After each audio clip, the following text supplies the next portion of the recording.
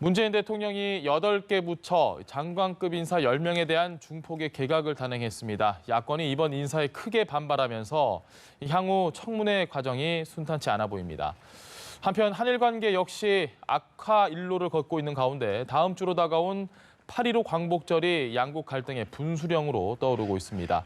자, 전문가 두 분 모시고 이야기 나눠보도록 하겠습니다. 배종호 세한대 교수, 장성호 건국대 행정대학원장 스튜디오에 나와 계십니다. 안녕하십니까? 네, 안녕하세요. 예, 조국 전 수석이 아니라 이제는 조국 후보자가 됐습니다. 법무장관 후보자.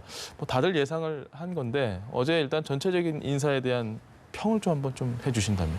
일단 이번 이제 문재인 정부의 개각이 예. 집권 3년 차에 있는 개각 아닙니까? 그래서 예. 2기 내각의 이제 완성인데 역시 핵심은 집권 3년 차 국정 운영을 안정적으로 하고 예. 결국 이제 성과를 내야 되는 거 아니겠습니까? 그래서 확실한 국정 운영의 성과를 내기 위한 그런 부분이 가장 중요한 것이 아닌가. 그런 측면에서 역시 문재인 대통령이 여러 가지를 중요하게 생각하지만은 예. 국가 권력기관의 개혁을 굉장히 중요하게 생각을 하고 있거든요. 특히 이제 검찰 개혁에 대해서 예. 그걸 이제 본인의 수건으로 생각하는데 그러기 위해서는 결국은 적임자가 조국밖에 없다. 그래서 일찍이 기정사실화 됐고 야권에서는 대대적으로 반발했지만 네. 계속 밀어붙였죠. 그러니까 이제 결국은 이 부분을 완성을 해야 된다. 예. 검찰개혁 그리고 법무개혁, 사법개혁을 완수해야 되고 그러기 위해서는 비검찰 출신의 법무장관이 필요한데 이전에 이제 박상기 법무장관도 역시 비검찰 출신 아니겠습니까? 예. 그래서 조국 전 민정수석밖에 없다. 그래서 이제 발탁을 한 것으로 그렇게 보이고요. 특히 이제 조국 현재 이제 후보자죠. 예. 조국 법무장관 후보자가 청문회 과정에서 아주 혹독한 검증을 받을 것으로 보여요. 예. 근데 이 청문회 과정을 통과하면은 엄청나게 위상이 커질 것으로. 그래서 벌써부터 잠재적 대권 주자로 분류가 되는데 제가 볼 때는 대권 주자 반열로 꽁충 뛰어오를 것으로 보이고요. 역시 이제 조국 전 민정수석을 법무장관 후보자로 발탁을 한 것은 여권의 총선 전략 예. 그리고 대권 플랜과도 연결이 닿는 그런 문제다. 그래서 당장 부산시당에서는 조국 후보자를 이번에 총선에 출마를 시켜야 된다라고 요구를 하고 있거든요. 그렇다면 당장 중요한 문제가 과연 조국 법무장관으로 임명이 되면 계속 법무장관직을 수행을 할 것인지 아니면 내년 총선에 출마를 할 것인지도 굉장히 이제 중요한 부분이고요. 그리고 총선에 출마를 하게 될 경우에는 대선 주자로 계속 달릴 것인지 안 달릴 것인지 이 두 가지 문제가 굉장히 앞으로 지켜볼 그런 관전 포인트가 아닌가 생각이 됩니다. 알겠습니다. 일각에서는 감동이 없다 이런 비판도 좀 나오고 있습니다. 어떻게 총평을 하실 수 있을까요? 조국 수석 같은 전 수석 같은 경우는 문재인 대통령의 정치적 동지다 이렇게 생각이 들고 그리고 또 문재인 대통령의 인사 스타일 보면은 한 번 신임하면 계속 키워주는 다음 자료로 그것이 바로 지난번에 윤석열 검찰총장의 케이스 아니겠습니까?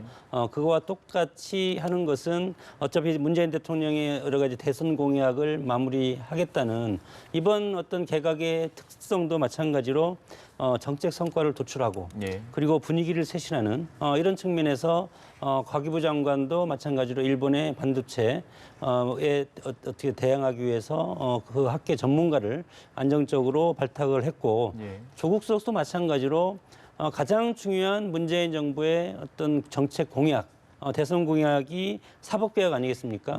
그렇기 때문에 조국 수석이 청와대에서 민정수석을 하면서 이런 것들을 보좌를 했고 그 전에 2012년도에 문재인 대통령을 지지 선언한 그런 정치적 동지다. 이렇기 때문에 이제 장관으로 일단은 이제 후보자로 내정을 했고 청문회를 통과를 하게 되면 이제 장관직을 수행하면서 또 다른 어떤 정치적 목표를 향해서 뛸 수 있는 그런 어떤 자리를 대통령께서 지금 마련해 준 것이 아닌가 이렇게 생각이 들고 여러 가지 다양한 어떤 인사 등용을 통해서 민주당의 어떤 그 대선 잠재군 여러 가지 그 대선 차기 잠룡들의 인원을 좀 더 대통령이 좀 늘려줌으로써 오히려 저 한국당 어떤 보수 정당에 대항할 수 있는 여권 내의 어떤 잠룡의 어떤 그런 관리 이런 것까지 지금 여러 가지로 해석을 할 수가 있는 인사라고 봅니다.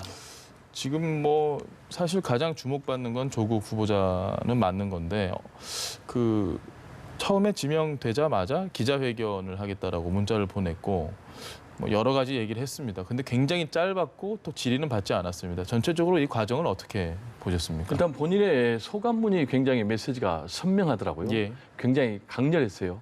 그 메시지 중에서 이제 키워드가 서해 맹산 아니겠습니까? 어려웠습니다. 네, 그러니까 바다에다 대고 맹세를 하고 또 산에다 대고 맹세를 한다는 거예요. 예. 그래서 이제 이게 이순신 장군이 선조가 피난 갔을 때 내가 왜구를 척결하겠다 예. 라면서 지은 이제 한시 중에 일부분이거든요.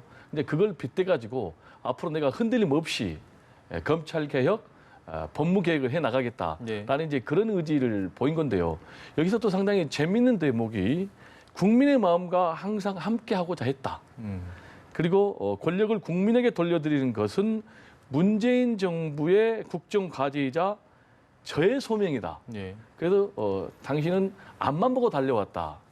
이렇게 얘기를 했거든요. 이제 이 부분도 굉장히 강렬하고 그리고 이제 청문회를 앞두고는 이 8월 여름에 떼약볕을 꺼리지 않는 농부의 마음으로 예. 임하겠다 해서 청문회에 확실하게 임하겠다라는 뜻을 또 밝혔고요.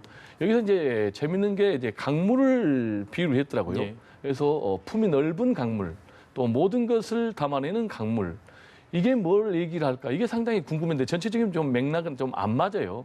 그래서 이 부분은 제가 좀 성급한 해석인지 모르겠지만은 앞으로 자신의 먼 정치 행로를 미리 담아낸 것이 아닌가. 어떤 뜻일까요? 그러니까 제가 볼 때는 단순히 예. 법무장관에만 머무르지 그 않고 법무장관에만 머무르지 않고 더 큰 그 길을 가겠다. 그런 메시지를 함축적으로 녹여낸 것이 아닌가. 이건 제 해석입니다. 알겠습니다. 기자회견 전체적인 과정에 대한 이야기 좀 해주시죠. 뭐 방금 말씀하셨지만 국민과 소명 이런 것들은 아무나 쓸 수 있는 단어가 아니라고 생각을 하고 국민을 얘기할 수 있다는 것은 정치적 영역으로 들어가는 예. 그런 관념적인 해석을 우리가 해볼 수가 있다. 예. 여기에 또 소명이라는 것은 지도자, 리더의 어떤 품격을 내가 보여주겠다. 그렇기 때문에 장관도 물론 정치하는 자리지만 예. 이것보다도 오히려 국민과 어떤 국가를 위해서 일을 하겠다는 그런 선언적인 의미로 받아들여지고 예. 물론 길은 다릅니다. 지금 서울대 법대 파리학번 동기들 원희룡 제주지사 나경원 원내대표 예. 지금 다 트로이카로 동기들 아니겠습니까? 동기인데 조국 전 수석 같은 경우는 지금 사법고시를 보지 않고 예.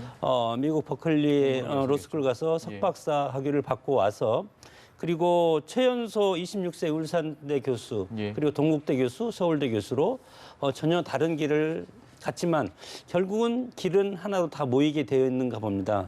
그래서 이제는 길은 다른 길로 왔지만 결국은 정치의 영역에서 국민과 어떤 국가의 어떤 소명을 위해서 일을 하겠다는 것은 아이러니하게도 이렇게 뭐 원희룡 제주지사라든가 예. 지금 나경원 원내대표 이런 분들이 당은 다르지만 한 어떤 여의도라는 그런 공간에서 국민을 위해서 일하는 예. 그런 어떤 공간이 우리가 조만간이면 볼 수 있지 않을까 이렇게 생각이 들고 결국은 정치라는 것이 국민을 위해서 봉사하는 것 아니겠습니까? 네. 그럼 어떤 식으로 이것을 봉사를 할 것인가, 어떤 길을 갈 것인가, 그것은 각각의 처한 상황과 상황에 따라서 다르다고 봅니다. 이런 상황에서 제가 볼 때는 지금 말이 적지 않습니까? 예. 말이 적다는 것은 학자 같은 경우는 그리고 우리가 평론 같은 경우는 말을 많이 해야만이 이것을 해석을 할 수가 있는데 말이 적다는 것은 그만큼 해석의 폭을 국민과 언론과 이런 부분한테 맡긴다는 겁니다. 그렇기 때문에 앞으로도 훨씬 더 말이 함축적이고 미래지향적인 그런 키워드를 쓸 가능성이 크기 때문에 장관 그리고 모르겠습니다. 국회의원으로 갈지 예. 아니면 또 미래에는 또 대통령의 욕심이 있을지 예. 이런 것들은 앞으로 청문회 과정을 지켜보면서 여러 가지 또 정치적인 굴곡이 있지 않겠습니까? 예. 도전하지 않으면 뭐 실패가 없듯이 이 선출직으로 도전한다는 그만큼 검증의 칼날도 훨씬 더 매서울 앞으로 매섭고 예. 그리고 지금까지 학자로서 얘기했던 그리고 청와대 수석 참모로서 했던 데보다도 이제는 허허벌판으로 나와서 모든 창과 칼을 스스로 몸으로 이것을 막고 견디는 그런 맷집을 키우는 그런 과정이 이제 놓여 있다. 이번 청문회부터 여기에서 이 맷집이 약하면 예. 거기서 그냥 쓰러질 것이고 아니면 이것을 극복하면 더 큰 영역으로 올라갈 수 있으리라고 생각이 듭니다. 어느 때 청문회보다 야당의 공세가 매서울 것 같은 뭐 아주 자명합니다. 그건 분명하죠. 어떻게 보십니까? 그렇습니다. 일단 조국하면은 예. 여야 다 잠재적인 대선 주자로 보거든요. 예. 특히 이제 야권에서는 강력하게 신독재냐, 검찰을 도구화해서 신독재를 이룰 것이냐, 그리고 지금 법치를 포기하는 것이냐, 예. 대야 선전포고냐 이렇게 나경원 강력하게 원내대표가 반발을 아주, 하고 예. 있습니다. 나경원 원내대표 이제 서울대 법대 동기 아니겠습니까? 예. 그런데 여기에 대해서 지금 민주당에서는 사법개혁의 적임자다. 예. 지금 정치 공세를 펴고 있지 않느냐 이렇게 또 무찌르고 있는 이런 상황이거든요. 이런 상황에서 자연스럽게 조국 후보자 같은 경우는 정치권의 중심 인물로 본인이 원튼 원하지 않든 간에 중심 인물로 부상을 하는 그런 결과가 됐고 앞으로 이제 청문회 결과가 어떻게 통과가 될지가 주목이 되는데 정의당 데스노트에 기록이 되면 다 낙마했지 않습니까? 예. 근데 정의당에서는 환영인 것 데스노트에 같은데요. 기록을 하지 않고 적임자다 예. 라면서 환영을 했어요. 이거는 일종의 청신호죠.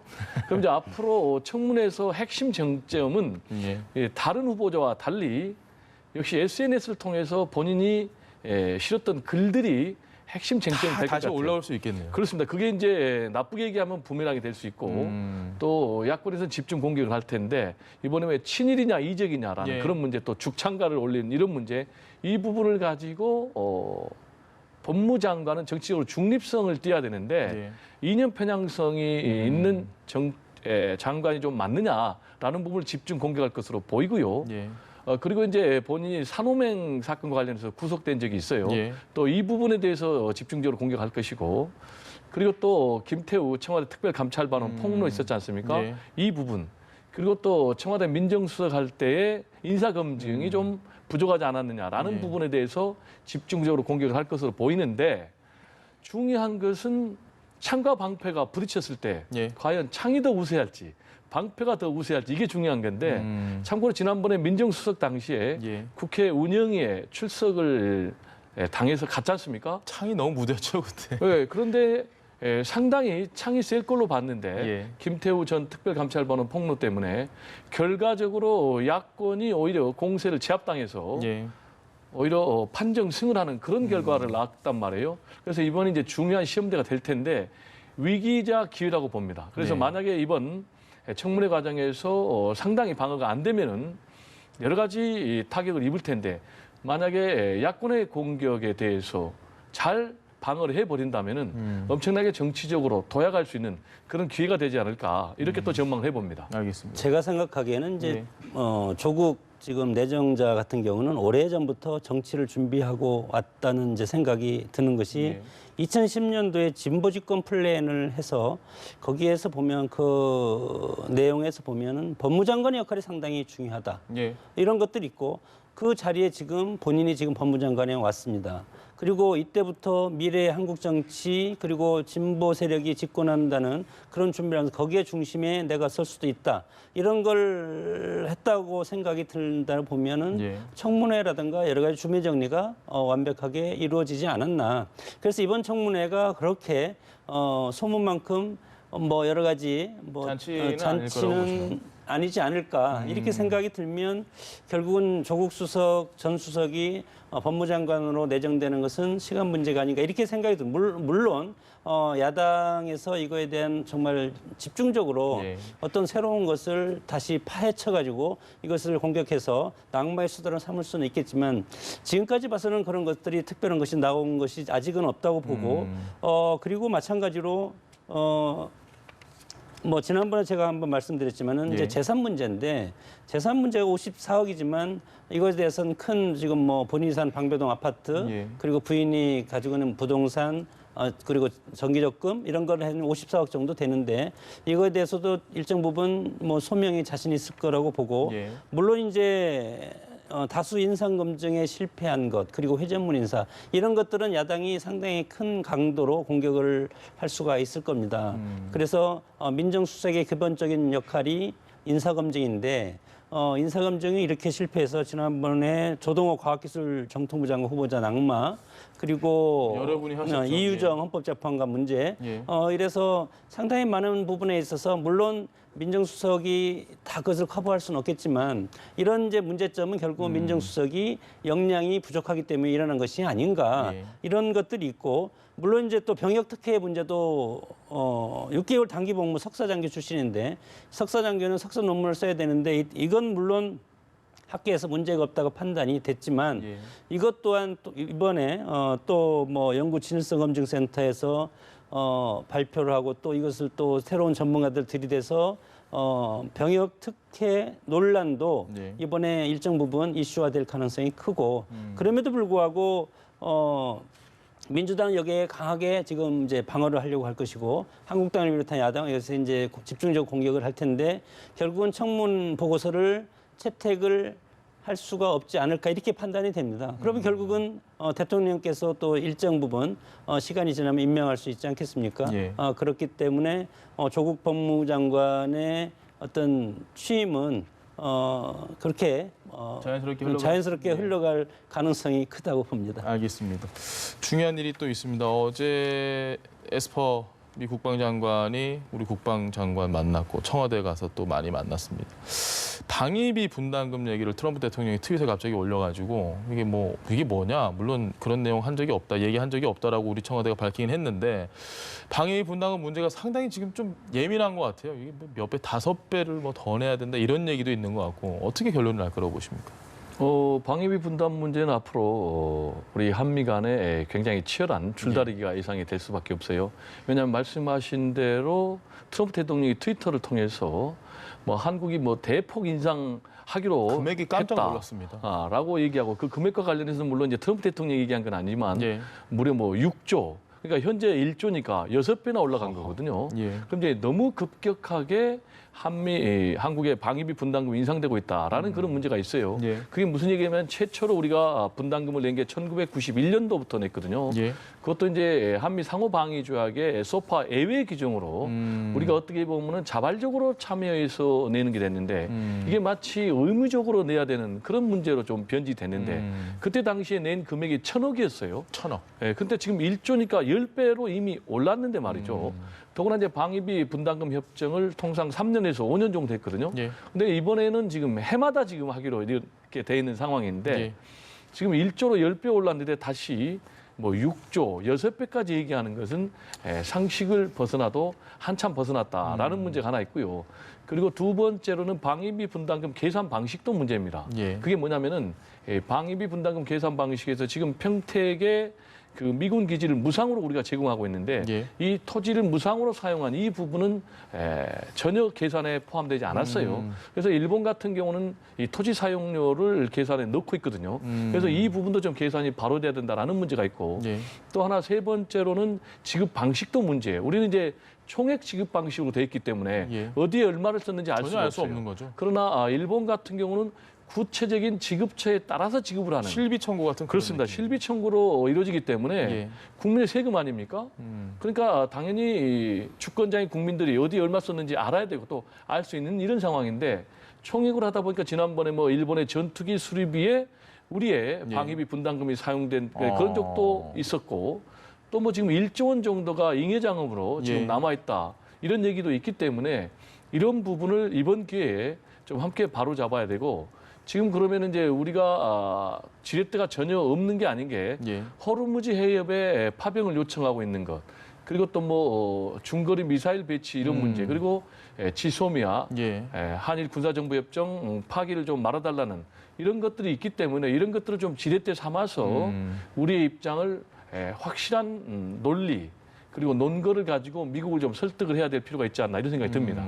어떻게 예상하십니까? 분담금 관련 문제에 대해서. 그래서 이것은 뭐 하루 이틀이 아니고 뭐 역대 정권에서도 계속 이 분담금 문제가 지금 계속 제기돼 왔고 예. 골칫거리고 특히 우리가 이제 북한 핵에 맞서서 지금 미국의 어떤 해구산 예. 이런 것을 우리가 필요하지 않습니까? 예. 이런 상황이기 때문에 미국 입장에서도 이런 것들을 분담금을 계속 꺼내고 하는 것 같고 거기에 이제 뭐 여러 가지 전시 작전 통제권 문제라든가 주둔비 문제 이런 것까지 다 지금 포괄적으로 지금 협상의 테이블에 올라와 있는데 우리로서는 이것을 역대 정권에서 하는 것처럼 그 수준에서 일정 부분 유지를 해야 되는데 예. 미국 입장도 미국 어떤 자국 내의 그런 트럼프 행정부의 입장도 있지 않겠습니까? 네. 대선 공약이기도 하고 그래서 그런 것들이 상당히 이제 맞부딪히는 것 같고 미국이 과연 우리를 지켜주는 것인가 아니면 우리가 미국과 한미 동맹으로 해서 정말 혈맹으로 이렇게 가는 것인가? 그러나 이런 어떤 방위비 분담금을 얘기하는 것은 미국은 어떻게 보면 자본의 논리로서 이런 것들을 얘기하는 것이고 예. 우리가 한국을 지켜주는 만큼 너희들도 이만큼 부담을 해라. 그런 취지로 어떻게 보면은 트럼프 행정부도 마찬가지로 미국의 국내적인 여러 가지 정치 역학관계를 통해서 이런 것들을 계속 제기하는 것이 아닌가 예. 이렇게 생각이 들고 이것도 결국은 외교의 문제라고 봅니다. 미국의 내부적인 어떤 트럼프 행정부의 그 입지도 예. 생각을 해야 되고 그리고 우리가 무작정 이거에 대해서 미국이 원하는 만큼 들어줄 필요는 없지 않습니까? 그렇기 때문에 미국이 그만큼 요청을 하면 예. 우리가 이것도 마찬가지로 여기에서 내부적으로 비판하는 것도 중요하지만 이거에 대해서 합리적으로 외교 라인에서 설득하고 그리고 우리의 입장을 고수하는 그런 전략을 쓰는 것이 상당히 중요하기 때문에 외교적인 역량이 상당히 중요하다 그렇게 봅니다. 네, 이 부분과 관련해서 제가 잠깐 첨언을 하면은 예. 이 문제는 한미 동맹의 가치가 무엇인지 이 근본적인 문제를 가지고 미국 측에 얘기를 해야 될 것 같아요. 예. 동맹의 가치라는 것은 상호 존중과 신뢰거든요. 그런데 이렇게 터무니없는 요구를 한다는 것은 과연 우리 한국과 미국이 동맹인가, 동맹의 가치에 입각해서 방위비 분담금 문제를 합리적으로 얘기를 하고 있는가라는 근본적인 의문을 갖게 해요. 그래서 미국에서도 이것은 아니다. 그러면 미군이 용병이냐 이런 얘기까지 나오고 있거든요. 그래서 이런 부분도 좀 우리가 강력하게 얘기를 하고 미국의 트럼프 대통령도 이 부분은 다시 한번 생각을 깊이 해봐야 되지 않느냐. 이렇게 되면 오히려 동맹을 훼손하는 신뢰할 수 없기 때문에 양국의 관계가 틈이 벌어질 수 있는 그런 문제가 있기 때문에 동맹의 굳건한 결속을 위해서도 합리적인 요구를 해서 합리적인 결과가 도출돼야 된다. 이런 말씀 좀 드리고 싶습니다. 알겠습니다. 이제 1951년에 샌프란시스코 강화 조약이 체결됐고 그 정신의 바탕으로 해서 1953년 10월 1일에 한미 상호 방위 조약이 체결이 됐습니다. 그 연장선에서 지금까지 오는 것이고 여기에 뭐 지소미아와 좀 이제 관련이 뭐 좀 있겠지만 미일 안보 조약, 신안보 조약인데 그것이 1951년에 한 번 체결됐다가 1960년에 신안보 조약으로 일본과 미일 맹약이죠. 이런 것들이 군사안보 동맹이 체결됐는데 예. 결국은 여기에서 일본과 우리의 어떤 그 주둔비 협상이라든가 이런 것에 대해서 이것도 또한 여러 가지 역학적으로 서로 비교해서 이것을 결정하기 때문에 이런 문제를 일본과도 같이 협상 테이블에 올려서 협의를 해야 될 텐데 예. 지금 여러 가지 경제적인 마찰이 상당히 크고 여기에 이제 지소미아 파기라든가 이런 군사적인 정치적인 문제까지 지금 양국 관계가 어려워지지 않습니까? 그렇기 때문에 여기에서 일본과 우리가 단일 대우로 미국을 상대로 해서 이런 협상을 같이 해야 될 필요성이 있는데 상당히 지금 여러 가지 어렵고 미국 입장에서는 마찬가지로 한미일 상호 군사 동맹체지만 그러나 완벽한 동맹체는 아닙니다, 지금. 그래서 요 틈새를 뚫고 트럼프 대통령은 또 이것을 이야기하는 것이 아닌가 이렇게 생각이 듭니다. 저희는 지금 일본과도 굉장히 어려운 상황이고 미국과도 복잡한 협정을 앞에 두고 있는데 북한 얘기를 좀 해봐야 될 것 같습니다. 지난 6일에 미사일 발사를 했고 나흘 만에 오늘 또 지금 단거리 탄도 미사일로 저희가 추정을 하고 있다고 합니다. 우리 입장에서 굉장히 좀 아쉽습니다. 이 타이밍들이 어떻게 생각하십니까? 그렇습니다. 결국은 북한의 이런 행동은 제가 볼 때 굉장히 바람직하지 못하죠. 왜냐하면은 한반도의 긴장을 고조시킬 수밖에 없는 그런 상황 아닙니까? 이렇게 되면은 문재인 대통령의 한반도 평화 프로세스에 어떤 정당성을 상당히 약화시킬 수밖에 없기 때문에 예. 오히려 문재인 대통령의 활동 공간을 제약할 수밖에 없어요. 그러면 문재인 대통령 어떻든지 간에 남북 경협을 통해서 공동 번영의 길로 가겠다는 그런 큰 틀을 갖고 있지 않습니까? 그런데 이렇게 되면은 이제 오히려 야권의 공세의 빌미를 만들어주기 때문에 예. 오히려 북한에 도움이 되지 않는다. 물론 이제 북한이 이렇게 하고 있는 이유는 첫 번째로 이제 한미 연합 군사 훈련을 하고 있기 때문에 여기에 반발하는 것이 이제 가장 크고 그 두 번째로는 어쨌든 간에 북미 비핵화 실무 협상을 앞두고 예. 뭔가 좀 주도권을 강력하게 쥐어보겠다라는 그런 계산. 그리고 이제 세 번째로는 어쨌든 간에 이런 미사일 시험 발사를 계속 함으로 인해서 고도화 성능 테스트를 하겠다라는 그런 계산들이 담겨 있는데 예. 어쨌든 간에 지금은 역설적으로 북한과 미국의 지금 비핵화 실무 협상이 임박했다는 그런 얘기들도 나오고 있어요. 또 트럼프 대통령이 뭐 아름다운 편지를 받았다라고 얘기를 하고 있습니다만은 그러나 그 직후에 또 미사일을 발사했고 예. 군사 전문가들은 어쨌든 이런 미사일 도발은 또 있을 걸로 보는데 앞으로 지금 한미 연합 군사 훈련이 20일 날 종료가 되지 않습니까? 예. 그럼 20일 이후에는 결국 이제 북한과 미국이 실무 협상을 할 것으로 그렇게 전망이 되는데 북한도 좀 성숙한 예. 그런 자세를 보여야 될 필요가 있다. 저는 이렇게 말씀을 드리고 싶습니다. 알겠습니다. 장 교수님 생각 어떠십니까? 뭐 미사일 발사는 뭐 어느 나라나 하는 것인데 예. 특히 이제 북한이 미사일 발사가 예민한 것은 ICBM급 핵탄두를 탑재해서 대륙까지 날려보낼 수 있다는 그런 어떤 성능을 개발하는데 예. 지금 미국의 관심도 있고 우리는 이미 한반도 지역은 너무 섰다고 봅니다. 이런 예. 상황에서 북한이 왜 저런 도발적인 행동을 할까? 가장 값싼 행동을 하면서 가장 정치적 효과를 극대화시키는 그런 것들이 저 미사일 발사라고 봅니다. 그렇기 때문에 지난번에 우리가 미국의 F-35 스텔스기를 들여오지 않았습니까? 이거에 대비한 뭐 이스칸데르 미사일 스타일로 러시아의 그런 스타일로 대공 미사일을 우리가 준비하고 있다는 것을 지금 이제 우리 남한 당국에 보여줄 수가 있는 것이고 예. 그리고 방금 말씀하셨지만은 이제 한미 지휘소 훈련이죠. 이제 이것을 뭐 안보 동맹 이런 것을 이제 지금 못 쓰는 현실인데 이런 것들을 이제 견제하는 효과 뭐 말로 안 해도 비판을 안 해도 미사일만 한 번 쏘면 가장 효과적인 효과를 지금 북한을 볼 수 있는 것이고 그리고 뭐 북한 핵 협상이 정말 지리하게 오래 갈 겁니다. 그래서 이 핵 협상을 어떻게 보면 협상력을 극대화하기 위해서 이런 예. 미사일 발사를 하는 것이고 특히 미사일 발사할 때마다 최근 보면은 김정은이 그 현장에 가 있습니다. 예. 이것이 상당히 저는 이제 중요한 시사점이라고 보는데 지금 북한이 하계 군사 훈련이 전국적으로 이제 진행이 되고 있는데 이것은 한미 상호 어떤 군사 여러 가지 지휘소 훈련이나 이런 거 맞춰서 북한도 같이 합니다. 이렇게 하는 지금 상황에서 북한이 선군 정치 아니겠습니까? 김정은 위원장이 미사일 발사 현장에 있다는 것은 그만큼 북한의 어떤 군의 사기를 도모하기 위해서 그 현장에 가서 직접 그것을 또 언론에 통해서 방영을 하고 이런 것들을 보면은 북한군의 사기 진작을 위한 그 내부적인 용도 있고 그리고 외부적인 용, 다목적 포석으로 미사일을 지금 발사하고 있다. 다만 이런 것들이 우리 문재인 정부를 통해서는 상당히 안타까운 현실일 수도 있습니다. 예.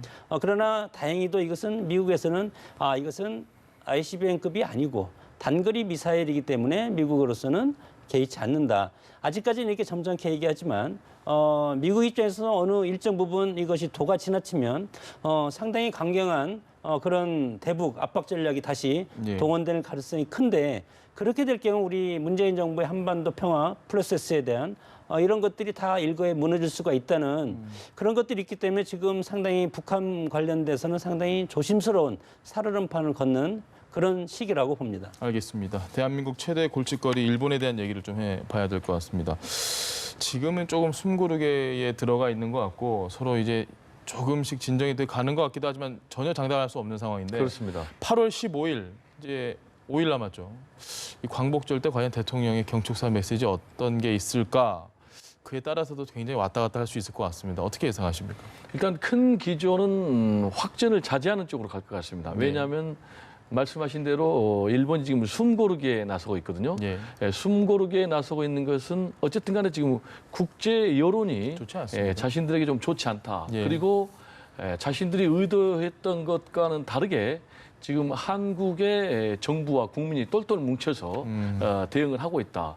그리고 예상을 또 못했지만 오히려 지금 일본 기업들이 피해를 보고 있다. 예. 이런 문제 때문에 주춤하면서 숨 고르게 나서고 있는데 그렇지만 모든 카드를 다 쓸 수 있을 그런 만반의 준비는 해놨기 때문에 예. 결코 문재인 대통령의 말씀처럼 긴장을 늦춰서는 안 되고요. 이런 상황에서 8.15 경축사를 통해서 문재인 대통령이 틀림없이 대일 메시지를 내놓을 텐데 예. 확전을 하는 것은 아니겠고요. 그렇다면 이제 어떤 메시지가 담길까? 일단 원칙론이 담길 것 같습니다. 예. 기본적으로 국제 자유무역 질서 해쳐서는 안 된다. 그리고 국제 분업 이 구조를 해쳐서는 안 된다. 이렇게 되면은 결국은 일본도 피해자가 되고 한국도 피해자가 예. 되고 미국도 피해자가 되고 세계 모두가 다 피해자가 된다. 그리고 이 국제 자유무역을 통해서 성장한 일본으로서 이율 배반적인 그런 행동이니까 이걸 중단해야 된다라는 얘기를 분명히 할 것 같고요. 동시에 원인에 대해서는 분명하게 얘기를 할 것 같아요. 이거는 일본의 과거 역사를 부정하는 예. 그런 데서 나오는 경제 보복이다. 이런 걸 하루빨리 처리해야 된다라는 그 원인에 대해서도 이번 사태의 원인에 대해서 분명하게 적시를 할 것 같아요. 알겠습니다. 그리고 마지막으로는 그래서 우리가 분명히 과거의 역사를 인정을 하고 예. 새로운 한일 관계로 나가야 된다. 그러기 위해서는 과거의 김대중, 오부치 공동선언과 같은 그런 새로운 한일의 미래 관계에 대해서도 얘기를 하지 않을까 이렇게 전망이 됩니다. 알겠습니다. 저희가 시간 관계에서 오늘 이야기를 여기까지 해야 될 것 같습니다. 지금까지 배종호 세한대 교수 그리고 장성호 건국대 행정대학원장 두 분 말씀 들어봤습니다. 오늘 말씀 고맙습니다. 네, 감사합니다.